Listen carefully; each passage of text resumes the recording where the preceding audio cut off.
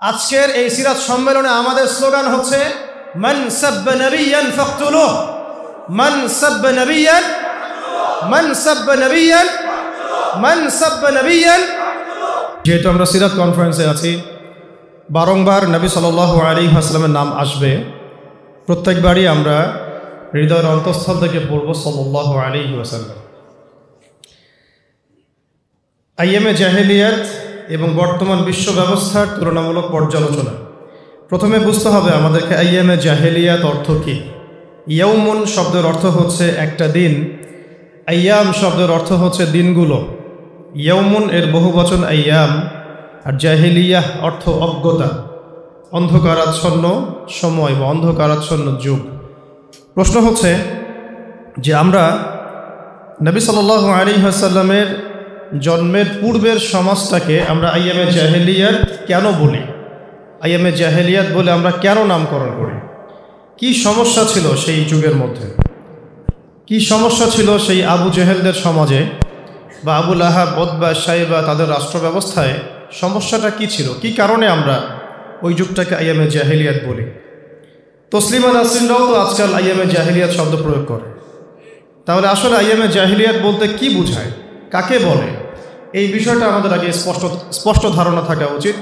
কোন কোন বৈশিষ্ট্যের কারণে আমরা আবু জেহেলদের সমাজকে আইয়ামে জাহেলিয়াত বলি। খুব সংক্ষিপ্ত করে যদি আলোচনা করি তাহলে মৌলিকভাবে এখানে 8টা থেকে 10টা পয়েন্ট উঠে আসবে, যে পয়েন্টগুলোর কারণে আইয়ামে জাহেলিয়াতকে আসলে আইয়ামে জাহেলিয়াত বলা হয়। প্রথম সমস্যাটা হচ্ছে আল্লাহ রাব্বুল আলামিনের তাওহীদের সাথে শিরকের সংমিশ্রণ, অর্থাৎ শিরক মুক্ত সমাজ ব্যবস্থার জায়গায় সমাজের সর্বক্ষেত্রে শিরকের সয়লাভ। এটা হলো আইয়ামে জাহেলিয়াতের প্রথম বৈশিষ্ট্য। আশা করব আমরা বিষয়গুলো মুখস্থ করে ফেলার চেষ্টা করব ইনশাআল্লাহ। দ্বিতীয় বিষয়টি হচ্ছে আইয়ামে জাহেলিয়াত এই কারণে আইয়ামে জাহেলিয়াত যে সেখানে অর্থ ব্যবস্থার মধ্যে মৌলিক চালিকা শক্তি ছিল রিবা বা সুদ। আইয়ামে জাহেলিয়াতের অর্থনৈতিক ব্যবস্থার মৌলিক চালিকা শক্তি ছিল রিবা বা সুদ, সুদভিত্তিক অর্থ ব্যবস্থা। 3 নম্বর হচ্ছে কুফর। আইয়ামে জাহিলিয়াত মানেই হচ্ছে সমাজে রন্ধ্রে রন্ধ্রে কুফর, অর্থাৎ আল্লাহ রাব্বুল আলামিনকে অস্বীকার করা। চতুর্থ বিষয়টি হচ্ছে আইয়ামে জাহিলিয়াত মানেই মূর্তি পূজা। আইয়ামে জাহিলিয়াত মানে মূর্তি পূজা। কোনো কোনো ক্ষেত্রে এটা কবর পূজা বা মৃত মানুষের পূজা, নক্ষত্রের পূজা, চন্দ্রের পূজা বা প্রকৃতি পূজার রূপেও ছিল, কিন্তু মূল শেপটা ছিল মূর্তি পূজা। এরপর একটা ছিল ওয়াসিলা পূজা, ওসিলা বা মাধ্যম পূজা করা। আরেকটা সমস্যা ছিল মাদকদ্রব্যের ব্যাপক সয়লাভ। মাদকদ্রব্যের ব্যাপক সয়লাভ আইয়ামে জাহিলিয়াতে মাদকদ্রব্যের ব্যাপক সয়লাভ ছিল মক্কার সেই জাহিলি যুগের মধ্যে। এর পাশাপাশি ছিল নারী জাতির অবমাননা, নারী জাতির অবমাননা। এর পাশাপাশি ছিল গোত্রীয় হানাহানি। গোত্রীয় হানাহানি প্রকট আকার ধারণ করেছিল আইয়ামে জাহিলিয়াতের সময়। এর পাশাপাশি ছিল মানব রচিত তন্ত্রমন্ত্র। আল্লাহ পাকের ঐশী গ্রন্থগুলোকে বাদ দিয়ে সমাজ, অর্থ এবং রাষ্ট্র, ক্ষুদ্র পরিসরে রাষ্ট্র পরিচালিত হতো মানব রচিত তন্ত্রমন্ত্র দিয়ে। সেখানে আল্লাহ রাব্বুল আলামিনের ওহীর কোনো মূল্য ছিল না। এর পাশাপাশি ছিল ইসলাম ফোবিয়া, অর্থাৎ আল্লাহ পাকের একত্ববাদ, তাওহীদ, রেসালাত এবং ইসলাম এগুলোর বিরুদ্ধে এমন কোনো তৎপরতা নাই যা আইয়ামে জাহেলিয়াতে চালানো হয় না। এর পাশাপাশি ছিল ইসলামপন্থীদের উপরে ব্যাপক জুলুম, নির্যাতন, নিপীড়ন, যেটার দৃষ্টান্ত আপনারা সিরাতের মধ্যে পড়েছেন। আমি আশা করি আপনারা সবাই সিরাত পড়েছেন। আর 2টা মৌলিক বিষয় ছিল রাসূল সাল্লাল্লাহু আলাইহি ওয়াসাল্লামকে ব্যক্তিগতভাবে আক্রমণ করা, কথা দিয়ে, গালি দিয়ে, সম্মানহানি করে, তাকে বয়কট করে ইত্যাদি বিভিন্নভাবে নবী সাল্লাল্লাহু আলাইহি ওয়াসাল্লামকে, তার পবিত্র চরিত্রকে এবং ব্যক্তিত্বকে আঘাত করা হয়েছে বারংবার আইয়ামে জাহিলিয়াতে। এবং সর্বশেষ মুসলিমদেরকে সমাজ থেকে বয়কট করা হয়েছিল আইয়ামে জাহিলিয়াতে। এই মৌলিক পয়েন্টগুলোর সাথে যদি আমরা আজকের বিশ্বটাকে মেলাই তাহলে দেখুন, খুব সংক্ষিপ্ত আকারে যদি আমি আলোচনা করতে চাই প্রথম পয়েন্টটা নিয়ে, যে শিরক। আজকের বিশ্বের দিকে যদি আপনি তাকান, এবং তাকাতে হবে অবশ্যই ভিতরের চোখ দিয়ে, শুধু বাইরের চোখ দিয়ে নয়। আমি যখনই বলছি যে আপনি বিশ্বটাকে দেখুন, রাষ্ট্রকে দেখুন, অর্থ ব্যবস্থাকে দেখুন, আপনি আজকে সমাজ ব্যবস্থাকে দেখুন, এই দেখা বলতে আমি কখনোই বোঝাচ্ছি না যে আপনি বাহিরের চোখ দিয়ে দেখবেন। বাহিরের চোখ দিয়ে দেখলে দেখবেন সব কিছু ঠিক আছে, কোনো সমস্যা নাই। কিন্তু যদি আপনি ভিতরের চোখ দিয়ে দেখতে শেখেন, যেভাবে দেখেছেন খিদির আলাইহিস সালাম, যখন মূসা আলাইহিস সালাম বুঝতে পারছিলেন না যে কেন নৌকা ফুটা করা হয়েছে, যখন মূসা আলাইহিস সালাম বুঝতে পারছিলেন না যে কেন এই ছোট বাচ্চাটাকে হত্যা করা হলো, যখন মূসা আলাইহিস সালাম বুঝতে পারেন নাই যে কেন এই দেয়ালটাকে আবার নির্মাণ করা হলো, অথচ সেই গ্রামের মানুষ আমাদের মেহমানদারিয়ে করে নাই, তখন খিদির আলাইহিস সালাম ঠিকই বুঝেছেন যে ওই নৌকা ফুটা না করলে জলদস্যু নৌকা নিয়ে যাবে, ওই বাচ্চাকে হত্যা না করলে সেই বাচ্চা বড় হয়ে একটা কাফের হবে, তার পিতা মাতাকেও কুফরির মধ্যে নিয়ে যাবে। আর ওই দেয়ালের নিচে আছে 2 এতিম বাচ্চার পৈতৃক রেখে যাওয়া সম্পত্তি, যেগুলো দেয়াল নির্মাণ না করা হলে মানুষ নিয়ে চলে যেত। অর্থাৎ বাহ্যিক চোখ দিয়ে সবসময় সত্য মিথ্যাকে বোঝার সুযোগ নাই, কখনো কখনো অভ্যন্তরীণ চোখকে কাজে লাগাতে হয়। আর সেটাকে আমরা ইসলামের পরিভাষায় বলি বাসীরা বা দূরদর্শিতা, বা আল্লাহ পাকের নূর এবং মারেফতের আলোকে সমাজ, বিশ্ব, রাষ্ট্র, অর্থনীতিকে চিনতে শেখা। এই বিষয়টাই আমি নিসবত করছি আপনাদের সাথে, যে আপনারা যদি একটু বর্তমান বিশ্বকে দেখেন, অর্থাৎ ভিতরের চোখ দিয়ে দেখেন, তাহলে দেখবেন বিশ্ব ব্যবস্থার কেন্দ্রীয় শক্তি হচ্ছে এখন জায়নিস্টরা। এই বিশ্ব ব্যবস্থার কেন্দ্রীয় শক্তি হচ্ছে এখন জায়নিস্টরা। এই জায়নিস্ট বলতে আমরা বুঝাই এবং খ্রিস্টান একটা সভ্যতাকে, যারা বেসিক্যালি শাসন কায়েম করার জন্যে পুরো বিশ্ববাসীকে আল্লাহ পাকের ইবাদত থেকে দূরে সরিয়ে গায়রুল্লাহর ইবাদতের দিকে নিসবত করার চেষ্টা করছে। এবং তাদের একটা ওপেন মিশন হচ্ছে they want to rule the world. তারা এই পুরো বিশ্বকে শাসন করতে চায়। এই শাসন করার নিমিত্তে তারা সর্বপ্রথম রাজনৈতিক অঙ্গনে বিভিন্ন শিরকি আকিদা ঢুকিয়ে দিয়েছে এবং বিভিন্ন শিরকি মতবাদ তারা রাজনৈতিক অঙ্গনে প্রতিষ্ঠা করেছে। আমি বলি যে তারা রাজনৈতিক অঙ্গনে 4টা দেবতার পূজা করে। 4টা দেবতা বা 4টা উপাস্যের বা ইলাহ, তাদের ভাষায় 4টা ইলার তারা পূজা করে থাকে। তার মধ্যে প্রথমটাই হচ্ছে জাতীয়তাবাদ। এটা তাদের একটা ইলাহ, যেটা ইসলামের দৃষ্টিকোণ থেকে একেবারেই বাজে একটা বিষয়, একেবারেই বাজে একটা বিষয়। যে আমি বাংলাদেশের মানুষ তাই আমি পক্ষে দাঁড়াতে পারবো না, আমি বাংলাদেশের মানুষ তাই আমি কাশ্মীরের ভাইদেরকে নিয়ে কথা বলতে পারবো না, আমি বাংলার মানুষ তাই আমি সিরিয়ার ভাইদেরকে নিয়ে কথা বলতে পারবো না। এই যে একটা ছোটলোকি মানহাজ, ছোটলোকি মানসিকতা, এটাই শিখিয়েছে আমাদেরকে জাতীয়তাবাদ। এর ভিত্তিতেই বেসিক্যালি অটোম্যানদের খেলাফতটা ধ্বংস করা হয়েছিল এবং 57টা টুকরা টুকরা করে রাষ্ট্রে বিভক্ত করা হয়েছে। এরপরে সেই রাষ্ট্রশক্তির ক্ষমতাকে একেবারে চিরতরে কফিনে শেষ পেরেকটার মতো গণতন্ত্র, ধর্মনিরপেক্ষতাবাদ এবং কমিউনিজমের মতো মতবাদগুলোকে জোর করে তাওহীদি জনতার উপর চাপিয়ে দেওয়া হয়েছে। এটা রাজনৈতিক অঙ্গনের একটা বড় বড় শিখ। আর এই গণতন্ত্র আর তথাকথিত গণতন্ত্রের মধ্যেও তো অনেক পার্থক্য আছে। সত্যিকারের ধর্মনিরপেক্ষতাবাদ আর তথাকথিত ধর্মনিরপেক্ষতার মধ্যে পার্থক্য আছে। সত্যিকারের জাতীয়তা, জাতির পরিচয় আর প্রচলিত জাতীয়তাবাদের মধ্যে পার্থক্য আছে। সত্যিকারের পুঁজিবাদ আর বর্তমানে নাস্তিকতার আদলে গড়ে তোলা এই কমিউনিজমের মধ্যে অনেক পার্থক্য আছে। এই পার্থক্যগুলো বোঝার জন্য আমাদেরকে আরও অনেক পড়াশোনা করতে হবে। এগুলো নিয়ে ইনশাআল্লাহ আরও সেশন করা যাবে ইনশাআল্লাহ। শুধু এতটুকু বলছি, বর্তমান বিশ্ব ব্যবস্থার রাজনৈতিক অঙ্গনে শিরকের সয়লাব আছে, যেটা বোঝার জন্য আপনার বাহ্যিক দৃষ্টি যথেষ্ট নয়, অভ্যন্তরীণ চোখটাকে খুলতে হবে। আমরা যদি একটা পার্লামেন্টের মধ্যে ভোটাভুটি করি যে মাদক দ্রব্যকে আমরা লাইসেন্স দিব কি দিব না, বেশিরভাগ মানুষ যদি রায় দেয় হ্যাঁ লাইসেন্স দেওয়া যায়, এটা ভালো কাজ, তাহলে আল্লাহর জমিনে আল্লাহ বিরোধী এই আইনটা বাস্তবায়ন হয়ে যাবে। যদি আমরা পার্লামেন্টে ভোটাভুটি করি রিবা বা সুদভিত্তিক ব্যাংকিং ব্যবস্থা আমরা চালু রাখবো কি রাখবো না, দেখবেন বেশিরভাগ মানুষ যদি রায় দেয় হ্যাঁ রাখা যায়, কোনো সমস্যা নাই, বিশ্ব এখন সুদের মধ্যে এগিয়ে যাচ্ছে, তাহলে সুদটাকে তাওহীদি জনতার উপরে চাপিয়ে দেওয়া হবে। একইভাবে LGBTQ এর মতো জঘন্য সমকামিতার মতবাদকেও তাওহীদি জনতার উপর চাপিয়ে দেওয়া হতে পারে যদি পার্লামেন্টে ভোটাভুটির মধ্য দিয়ে তারা জয়যুক্ত হয়। এই যে একটা সিস্টেম যেটা আল্লাহর হালালকে হারাম করে ফেলে, আল্লাহর হারামকে হালাল করে ফেলে, এই সিস্টেমটাকে শিরক না বললে অন্য কোনো ভাষা বললে আসলে সেই ভাষার অপমান হয়ে যাবে। এটা হলো রাজনৈতিক অঙ্গনের বড় বড় শিরকের মধ্যে বর্তমান বিশ্ব ডুবে আছে। তৎকালীন সময়ে আইয়ামে জাহিলিয়াতে শিরক ছিল খালি মূর্তি পূজার মধ্যে, সর্বোচ্চ মূর্তি পূজা, এর পাশাপাশি হয়তো তারকা পূজা, সূর্যের পূজা, চন্দ্রের পূজা, মৃত মানুষের পূজা, ওসিলা পূজা, এতটুকুতে সীমাবদ্ধ ছিল। কিন্তু ওইটা কিন্তু গ্লোবালাইজড হয় নাই, পুরো গ্লোবালাইজেশনটা তখন ছিল না।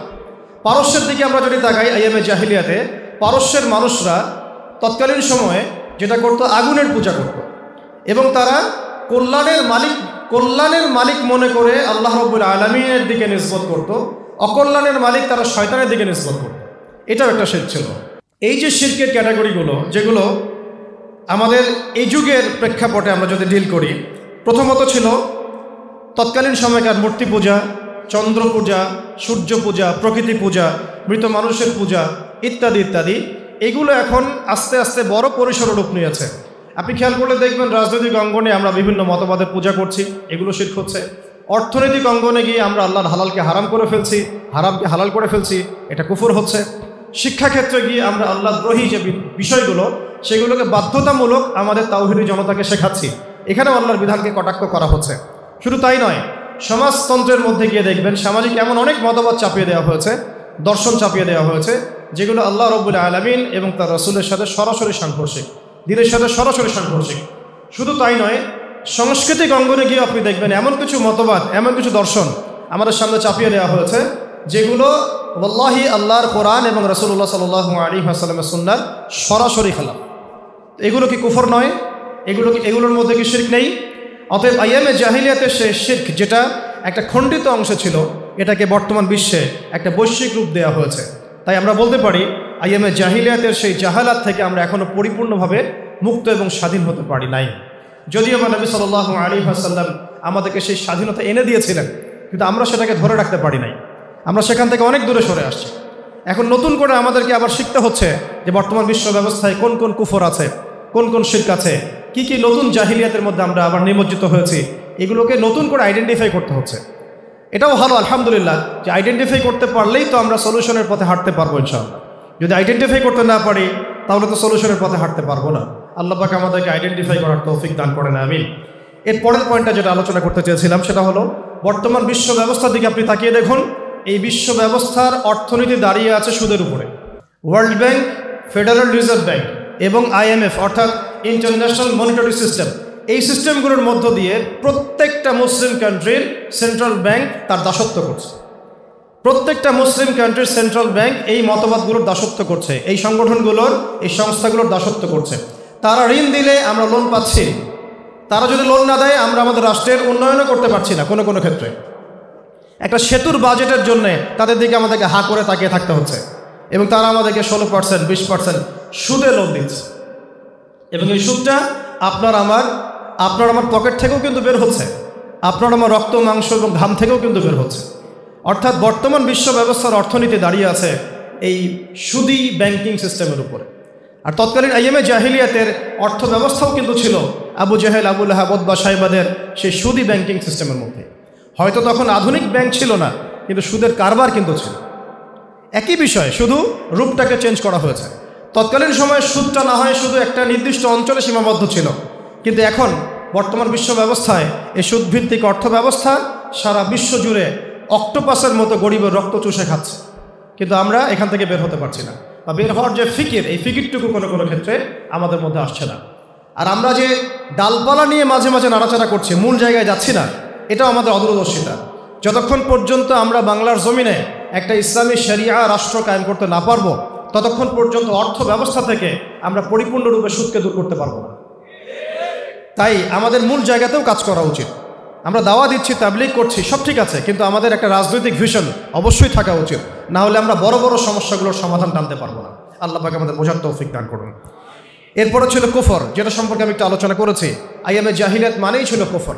আইয়ামে জাহিলিয়াতেই নবী সাল্লাল্লাহু আলাইহি ওয়াসাল্লাম আল্লাহ পাকের পক্ষ থেকে নিয়ে এসেছেন, এগুলোর সাথে সরাসরি কুফরি করা হয়েছে। কুফরি করা হয়েছে, এটাকে সামাজিকভাবে বয়কট করা হয়েছে, নির্যাতন করা হয়েছে, নিপীড়ন করা হয়েছে, মাজলুম সাহাবীদের উপরে জুলুমের স্টিম রোলার চালানো হয়েছে। এর কোনটা আজকে এই বর্তমান বিশ্ব ব্যবস্থায় মুসলিমদের উপর করা হচ্ছে না? আপনারাই চিন্তা করবেন। এর কোনটা আজকে বর্তমান বিশ্ব ব্যবস্থায় মুসলিমদের উপরে, তাওহীদি জনতার উপরে চাপিয়ে দেওয়া হচ্ছে না? আপনারা চিন্তা করে দেখুন, ভেবে দেখুন। আল্লাহ রাব্বুল আলামিন আমাদেরকে বোঝার তৌফিক দান করেন। এছাড়াও আইয়ামে জাহিলিয়াতে মূর্তি পূজা ছিল, ওয়াসিলা পূজা ছিল, চন্দ্র সূর্য গ্রহ নক্ষত্রের পূজা ছিল। এরপরেও বর্তমান বিশ্ব ব্যবস্থার দিকে তাকিয়ে দেখুন, এই পূজাগুলো বর্তমান ক্ষেত্রে দুই ভাগে বিভক্ত হয়ে গেছে। একগুলো বিধর্মীদের মধ্যে, যেমনটা করছে খ্রিস্টানরা করছে, হিন্দুরা করছে। আর একটা শ্রেণী হয়েছে যেটা আমাদের মুসলিমদের মধ্যে, কালিমা লা ইলাহা ইল্লাল্লাহ মুহাম্মাদুর রাসূলুল্লাহ সাক্ষ্য দেওয়ার পরেও আমরা আবার শিরকে লিপ্ত হচ্ছি। একই বিষয়, এই মূর্তি পূজার মতো বিষয়গুলো, ওয়াসিলা পূজার মতো বিষয়গুলো এবং কুফর এবং শিরকগুলো দুই ভাগে ভাগ হয়ে গেছে। বিধর্মীদের মধ্যে তো আছেই, এমনকি যারা কালিমা পড়েছে আমাদের মধ্যে অনেকেই কালিমা পড়ার পরেও আবারও সেই শিরকে লিপ্ত হচ্ছে। অনেকেই কবর পূজা করছি আমরা, আল্লাহ পাকে হেফাজত করেন। অনেকেই দেখা যায় মাজার পূজা করছি, অনেকে মৃত মানুষের কাছে চাচ্ছি, অনেকে আল্লাহ ছাড়া গায়রুল্লাহর নামে মানত করছি, শপথ করছি, তার সামনে কুরবানি করছি, নজর মানত করছি, আরও অনেক কিছুই করছি। কবর কেন্দ্রিক তাওয়াফও আমরা করছি অনেকে, নাউজুবিল্লাহ। তো এগুলো আর আইয়ামে জাহিলিয়াতের আবু জাহেলদের সেই শিরকের মধ্যে কি পার্থক্য থাকলো?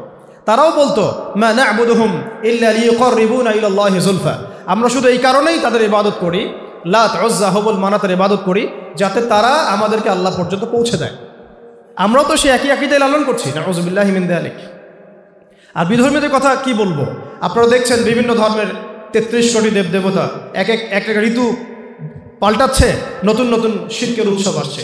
আর এই শিরকগুলো একসময় ধর্মকেন্দ্রিক ছিল, এখন রাষ্ট্র ব্যবস্থা জোর করে এই শিরকগুলোকে তাওহীদি জনতার উপর চাপিয়ে দিচ্ছে। আপনারা যদি দিকে তাকান, তারা বলছে উযাইর আলাইহিস সালাম আল্লাহর সন্তান, নাউজুবিল্লাহ। খ্রিস্টানদের দিকে তাকিয়ে দেখুন, তারা বলছে ঈসা ইবনে মারইয়াম আল্লাহর সন্তান, নাউজুবিল্লাহ। পুরো বিশ্বের মধ্যে এখন বেশিরভাগ মানুষ এই শিরকের পাপে লিপ্ত আছে, শুধু শেপটা চেঞ্জ হয়েছে। আইয়ামে জাহিলিয়াতের জাহালাত কিন্তু দূর হয় নাই। আল্লাহ পাক আমাদেরকে দূর করার তৌফিক দান করেন, আমিন। এরপরে ছিল মাদক দ্রব্যের ব্যাপারটা। আইয়ামে জাহিলিয়াত মানেই ছিল মাদক দ্রব্যের ব্যাপক সয়লাব। আজকের বিশ্বের দিকে তাকিয়ে দেখুন, যুব সমস্যার প্রধান সমস্যা কি? যুবকদের প্রধান যে কয়েকটা সমস্যা আছে তার মধ্যে অন্যতম একটা হচ্ছে মাদকদ্রব্য। এছাড়া পর্নোগ্রাফি তো আছেই, এছাড়া আছে ফ্রি মিক্সিং, এছাড়া আছে আপনাদের বেকারত্বের সমস্যা, আত্মহত্যার প্রবণতা, ইসলাম বিবর্জিত শিক্ষা ব্যবস্থা, আরও কত কি আছে। কিন্তু মূল সমস্যাটা কিন্তু আপনাদের মাদক। এই মাদকদ্রব্যের যে ব্যাপক সয়লাব, এটা নতুন কোনো জাহালাত নয়, বরং আইয়ামে জাহিলিয়াতের সেই প্রাচীন জাহালাতটাকে নতুন বিশ্ব নতুন রূপে আপনাদের সামনে উপস্থাপন করেছে। আল্লাহ পাক আমাদেরকে এই ফিতনাগুলো থেকে বাঁচার তৌফিক দান করেন, আমিন। আরেকটা ছিল নারীর অবমাননা। এটা নিয়ে বলার মতো ভাষাই আমার নাই। নারীর অবমাননা বর্তমান যুগে যে অবস্থায় উঠেছে, এটা ওয়াল্লাহি আইয়ামে জাহিলিয়াতেও ছিল না। আইয়ামে জাহিলিয়াতেও এইভাবে নারীকে অবমাননা করা হয় নাই যা বর্তমান বিশ্বে করা হচ্ছে, নারীবাদের নামে, প্রগতির নামে এবং সুশীলপনার নামে, প্রগতিশীলতার নামে এবং নারী উন্নয়নের নামে নারীবাদীরা আজকে নারীদেরকে যেভাবে হেয় প্রতিপন্ন করছে, এটা আইয়ামে জাহিলিয়াতেও কখনো করা হয় নাই। এটা বাস্তব, এটা কোনো আবেগের কথা নয়। একটা মেয়ে এখন রাস্তায় সিকিউর না, বাসে সিকিউর না, অটোর মধ্যে সিকিউর না, সে বিমানে সিকিউর না, ইভেন সে রাস্তায় চলাফেরা করার ক্ষেত্রেও ইনসিকিউরিটি ফিল করে। এবং ধর্ষণের হার যে পরিমাণে বেড়েছে, নারী নির্যাতন যে পরিমাণে বেড়েছে, বিবাহ বহির্ভূত জেনার সম্পর্ক যেভাবে বেড়েছে, নারীর দেহটাকে পণ্য বানানোর যে বাণিজ্যিক প্রক্রিয়া এটা যেভাবে বেড়েছে, এটা আইয়ামে জাহিলিয়াতেও কখনো ছিল। আইয়ামে জাহিলিয়াতের যে পোশাক, সেটাও শালীন পোশাক ছিল বর্তমান পোশাকের চাইতে। এখন তো মেয়েদের পোশাক পরানো হচ্ছে, মেয়েদেরকে ছেলেদের পোশাক পরানো হচ্ছে। একটা মেয়ে স্বাধীনভাবে তার যে ধর্ম পালনের স্বাধীনতা, বোরখা পরবে, এর উপরেও আমরা দেখেছি বিগত 10 বছর ফ্যাসিস্টরা জুলুম করে তাদের শক্তিকে কাজে লাগিয়ে পরীক্ষার হল থেকে তাদেরকে বের করে দিয়েছে। এদিকে মেয়েদেরকে নগ্ন করে কসমেটিক্সের দোকান দেওয়া, ফ্যাশন শো করা, বিউটি কন্টেস্ট করা, ফিল্ম ইন্ডাস্ট্রির মধ্যে নিয়ে আসা, এবং এগুলো হচ্ছে জায়েজভাবে জেনাকে সমাজের সামনে প্রমোট করা হয়েছে। এর মধ্য দিয়ে সমাজে জেনা বেড়ে গেছে, ব্যভিচার বেড়ে গেছে, বিবাহ বহির্ভূত সম্পর্ক বেড়ে গেছে, সমাজে স্বামী স্ত্রীর সম্পর্কটা নষ্ট হয়ে গেছে, পরকীয়া বেড়েছে, পরকীয়ার পাশাপাশি বেড়েছে শিশু নির্যাতন, শিশু বাচ্চাদের প্রতি নির্যাতন, ধর্ষণ তো সে আগেই বেড়েছে। এবং এখন শুরু হয়েছে নতুন করে সিচুয়েশনশিপ। আগে ছিল রিলেশনশিপ, এখন হয়েছে সিচুয়েশনশিপ। এইভাবে আমরা জেনাকে প্রমোট করেছি নারীর অধিকারের নামে। আল্লাহ রাব্বুল আলামিন আমাদের মেয়েদেরকে, মাদেরকে, বোনদেরকে হেফাজত করেন, আমিন। আর ইসলাম যখনই এগুলো থেকে পর্দার কথা বলেছে, শালীনতার কথা বলেছে, ইসলাম যখনই এদের বিরুদ্ধে কথা বলেছে, কলম ধরেছে, সাংগঠনিক প্রতিবাদ করেছে, তখন তারা সবাই একসাথে ইসলামকে আক্রমণ করেছে। আল্লাহ রাব্বুল আলামিন আমাদের সবাইকে সত্য চেনার তৌফিক দান করেন। আরেকটা বিষয় ছিল গোত্রীয় হানাহানি। আপনারা যদি খেয়াল করে দেখেন, আইয়ামে জাহিলিয়াতে সামান্য একটা উটকে কেন্দ্র করে 50 বছর 60 বছর যুদ্ধ হয়েছে। বর্তমান বিশ্ব ব্যবস্থা থেকে আপনি তাকিয়ে দেখুন, কি দেশীয়, কি আঞ্চলিক, কি রাজনৈতিক, কি বৈশ্বিক, প্রত্যেকটা ক্ষেত্রেই আমরা এখন গোত্রীয় হানাহানিটাকে নতুন রূপে নিয়ে আসছি। পলিটিক্যাল হানাহানি, বৈশ্বিক হানাহানি, এক দেশ আরেক দেশের সাথে হানাহানি, এক দল আরেক দলের সাথে হানাহানি, কোনো কোনো ক্ষেত্রে ইসলামপন্থীরা পর্যন্ত একদল আরেক দলের সাথে হানাহানি সংগ্রামে লিপ্ত হচ্ছে। তাই আইয়ামে জাহিলিয়াতের সেই গোত্রীয় হানাহানির বিষয়গুলো কিন্তু এখন পর্যন্ত দূর হয় নাই। আল্লাহ পাক আমাদেরকে বোঝার তৌফিক দান করেন। আইয়ামে জাহিলিয়াতে অন্যতম কয়েকটা বিষয় ছিল ইসলাম ফোবিয়া, মানে ইসলাম নিয়ে চুলকানি, ইসলামকে দেখলেই তাদের গা জ্বালা করে। দাড়ি, টুপি, পাগড়ি, জুব্বা, কালিমা লা ইলাহা ইল্লাল্লাহ, রিসালাত মুহাম্মাদুর রাসূলুল্লাহ, আখিরাত, কোরআন, সুন্নাহ, এই প্রত্যেকটা বিষয় নিয়ে আজও তাদের অন্তর জ্বালা করছে। আবু জেহেল, আবু লাহাব, উতবা, শায়বা, সে উত্তরসূরিরা এখন পর্যন্ত কিন্তু শেষ হয় নাই। আমরা দেখতে পাচ্ছি তারা নতুন রূপে এই বাংলার জমিনেও ইউটার্ন করেছে, ব্যাক করেছে। যাদের শেকড় কারো পশ্চিমে, তা কারো দিল্লিতে, তাদের কারো শেকড় হয় পশ্চিমে, না হলে দিল্লিতে। তারা একই আকীদা নিয়ে আবারও নতুনভাবে আবির্ভূত হয়েছে এবং হুমকি ধামকি দিচ্ছে যে তারা আরও নাকি ভয়ঙ্কর করে আসতে পারে। অর্থাৎ ইসলাম ফোবিয়ার যে জাহালাত, এটা এখন পর্যন্ত দূর হয় নাই। আর ইসলাম ফোবিয়া যারা করছে তারা কিন্তু আমাদের ঘরেরই সন্তান। কারো নাম আবদুল্লাহ, কারো নাম আব্দুর রহমান, কারো নাম সাজ্জাদুর রহমান, কারো নাম মুজাহিদুল ইসলাম। তাদেরকে দিয়ে তারা ইসলাম ফোবিয়ার কাজগুলো করাচ্ছে। আপনারা একটু খেয়াল করে দেখবেন, বাংলার জমিনে রাসূলুল্লাহ সাল্লাল্লাহু আলাইহি ওয়াসাল্লাম, আল্লাহ রাব্বুল আলামিন, তাদেরকে কেন্দ্র করে তাদের শানে কটূক্তি করা হচ্ছে, গালিগালাজ করা হচ্ছে, এমন নোংরা শব্দ প্রয়োগ করা হচ্ছে যেটা মুখে আনতে আমাদের 10 বার ওযু করতে হয়। আল্লাহ রাব্বুল আলামিন আমাদেরকে এই ব্যক্তিদেরকে চেনার তৌফিক দান করেন, এই ইসলাম ফোবিয়া গোষ্ঠীকে চেনার তৌফিক দান করেন। এবং ইসলাম ফোবিয়ার মধ্য দিয়ে তারা ইসলামপন্থীদের উপর যে জুলুম, যে নির্যাতন, নিপীড়ন নিয়ে এসেছে, এইটাও আইয়ামে জাহিলিয়াতের সাহাবীদের উপর নির্যাতনের সমান না হলেও অন্তত সেই সুন্নত তারা অনুসরণ করছে। আজও দেখবেন আপনারা ইসলামপন্থী দাড়ি টুপিওয়ালা মানুষদের, ওলামায়ে কেরামদের এক একজনের কাঁধের উপরে 10টা করে 20টা করে মামলা ঝুলছে।